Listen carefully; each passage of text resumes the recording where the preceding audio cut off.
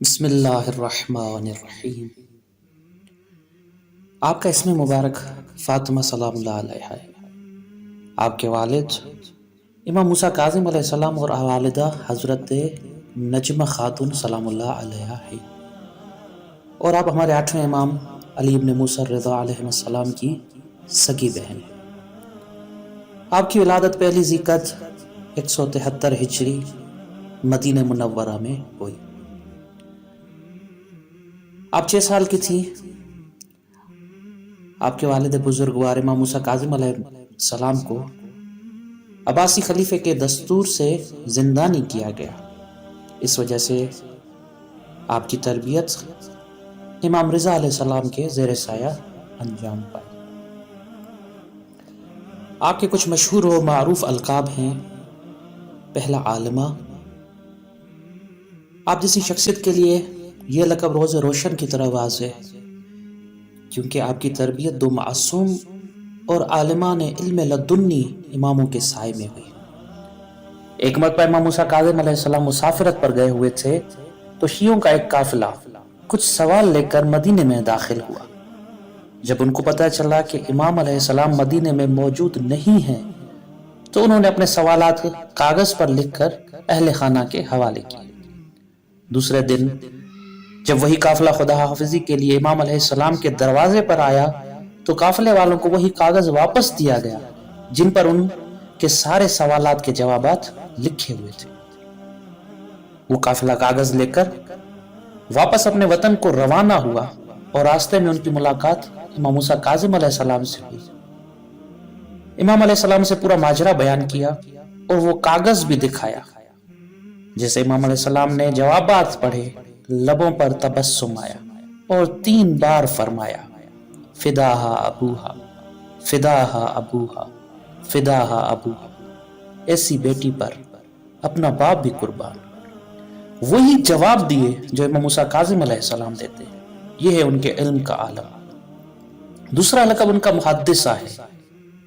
Be be Fatima Masuma سلام اللہ علیہا سے کتنی حدیثیں نقل ہوئی ہیں، اس لیے ان کا ایک لقب محدثہ یعنی حدیثیں بیان کرنے والی ہے۔ معروف حدیثیں بی بی سے نقل ہوئی ہیں، جیسے حدیث غدیر، حدیث معراج اور حدیث دوستی اہل بیت۔ آپ سلام اللہ علیہ سے ایک روایت نقل ہے کہ رسول خدا صلی اللہ علیہ وآلہ وسلم نے فرمایا، الا من مات علی حب آل محمد مات شہیدا، آگاہ ہو جاؤ، جو بھی آل محمد علیہ السلام کی محبت پر مرا وہ شہادت کی موت مرا۔ آپ کا تیسرا لقب شفیعہ۔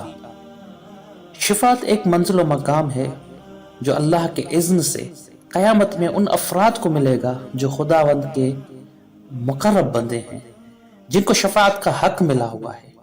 ان میں سے جو خاص اپنے شیعوں کی شفیعہ ہوں گی وہ حضرت فاطمہ معصومہ سلام اللہ علیہا ہے۔ امام صادق علیہ السلام فرماتے ہیں، ہمارے سارے شیعہ ان کی شفاعت کی وجہ سے جنت میں جائیں گے۔ آپ کے زیارت نامہ میں پڑھتے ہیں، یا فاطمہ اشفعی لی فی الجنہ، اے فاطمہ جنت میں میری شفاعت کرنا۔ آپ کا چوتھا لقب معصومہ ہے۔ آپ عصمت و طہارت میں اپنی دادی حضرت فاطمہ زہرا سلام اللہ علیہا کی کامل تجلی تھی، اس لیے امام رضا علیہ السلام نے آپ کو اس لقب سے یاد کیا۔ امام رضا علیہ السلام نے فرمایا، من زار المعصومۃ فی قم فلہ الجنہ، جو بھی قم میں معصومہ کی زیارت کرے تو اس کے لیے جنت ہے۔ جب سال 200 ہجری میں امام رضا علیہ السلام کو مدینہ سے مرو کے شہر لایا گیا تو سال 201 ہجری میں حضرت فاطمہ معصومہ نے بھی مدینہ سے ایران کی طرف ہجرت کی۔ ہجرت کا ہدف عباسی خلیفے کے غلط ارادوں کو لوگوں کے سامنے لانا تھا، اور بعض محققین نے لکھا ہے کہ امام رضا علیہ السلام نے اپنی بہن فاطمہ معصومہ سلام اللہ علیہا کو خط لکھا کہ خاندان والوں اور جو ہمارے خاص شیعہ ہیں ان کے ساتھ ہجرت کر کے ہر جگہ حق کو آشکار کریں اور حکومت کی نااہلی کو بیان فرمائیں۔ جب اس قافلے کی خبر عباسی خلیفہ مامون کو پہنچی تو اس نے ایران کے ایک شہر بنام ساوا اپنے لوگوں کو مامور کیا کہ اس قافلے پر اس شہر میں حملہ کر کے اس کو اس کام سے روکے۔ جب قافلہ شہر ساوا پہنچا تو خلیفے کے لوگوں نے قافلے پر حملہ کیا جس کی وجہ سے بی بی فاطمہ معصومہ سلام اللہ علیہا کے خاندان سے 22 نفر وہاں شہید ہوئے، جن کے آرام گاہیں ساوا شہر اس کے نزدیک موجود ہے، اور کتنوں کو اسیر بنا کر زندہ نہیں کیا گیا۔ وہاں موجود پانی میں زہر ملایا گیا تاکہ یہ قافلہ پانی پیتے ہی دار فانی سے کوچ کر جائے۔ اس زہر ملے پانی سے کتنے ہی شہید ہوئے، اور خود بی بی فاطمہ معصومہ سلام اللہ علیہا اس پانی کی وجہ سے بیمار پڑ گئی، اور قافلے والوں سے قم المقدس کی معلومات لی جو کہ ساوا شہر کے نزدیک تھا اور اہل بیت علیہ السلام کے چاہنے والوں کا شہر۔ بی بی نے پھر قم المقدس کی طرف روانہ ہوا۔ جب قم والوں کو خبر ہوئی کہ قافلہ ان کے شہر کی طرف آ رہا ہے تو پورا شہر ان کے استقبال کے لیے شہر کے دروازے کی طرف نکلا۔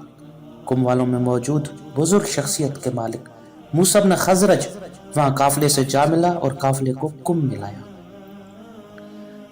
موسیٰ بن خزرج نے بی بی کو اپنے گھر جو ابھی بیت النور کے نام سے مشہور ہے مہمان بنایا، جہاں بی بی 16 یا 17 دن رہی، جہاں وہ مسلسل عبادت اور دعاؤں میں مشغول رہتی تھی، اور اسی حالت میں ان کی روح ان کے جسم سے جدا ہو کر دار دنیا سے دار ابدی کی طرف روانہ ہو۔ تب آپ کی عمر مبارک 28 سال تھی۔ بابل قبرستان میں آپ کی تدفین ہوئی اور آپ کی قبر مبارک پر ایک سائبان بنایا گیا، اور پہلی مرتبہ امام جواد علیہ السلام کی بیٹی زینب خاتون سلام اللہ علیہا کے امر سے بی بی پاک کی قبر پر گنبد بنایا گیا۔ اس کے بعد شیعان حیدر کرار کی طرف سے عالی شان گنبد بنتے رہے۔ آپ کی زیارت کے ثواب میں روایات نقل ہوئی ہیں۔